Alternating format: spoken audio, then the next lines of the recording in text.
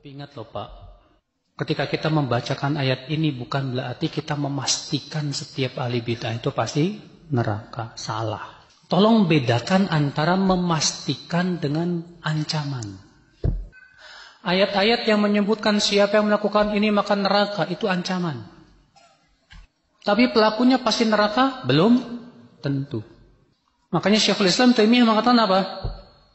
Orang yang terancam masuk neraka bisa jadi nggak masuk neraka. Karena bisa jadi apa? Bitaubatin mahya, bisa jadi karena ia taubat di akhir hayatnya, kita tidak tahu. Atau bisa jadi yang kedua apa? Bisa jadi dia diberikan oleh Allah ujian yang sangat berat dalam hidupnya sehingga menggugurkan dosa-dosanya. Atau bisa jadi apa?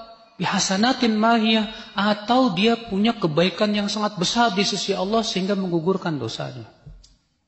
Atau bisa jadi apa? Atau bisa jadi ia mendapatkan syafaat Rasulullah sallallahu alaihi wasallam sehingga ia tidak jadi masuk neraka. Jadi tolong bedakan ketika kita katakan bid'ah itu sesat, pelaku bid'ah termasuk terancam neraka dengan memastikan seseorang masuk neraka. Beda jauh. Makanya kalau ada orang berkata itu majelis fulan tuh pengadilan akhirat tuh.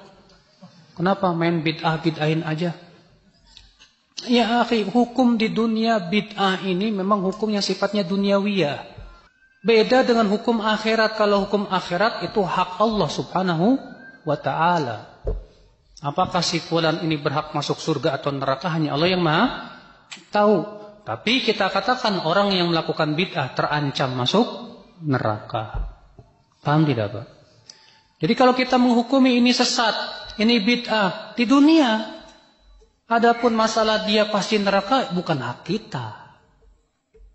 Tolong dipahami ini. Supaya apa yang saya bacakan dari ayat dan asar tadi, supaya tidak kemudian langsung kita serta-merta menunjuk kepada individu. Salah. Makanya bedakan antara menghukumi perbuatan dengan menghukumi individu. Kalau menghukumi perbuatan, misalnya bid'ah masuk neraka, pelaku bid'ah masuk neraka, itu menghukumi perbuatan namanya. Tapi kalau sudah individu menyebut nama si fulan masuk neraka, nah ini namanya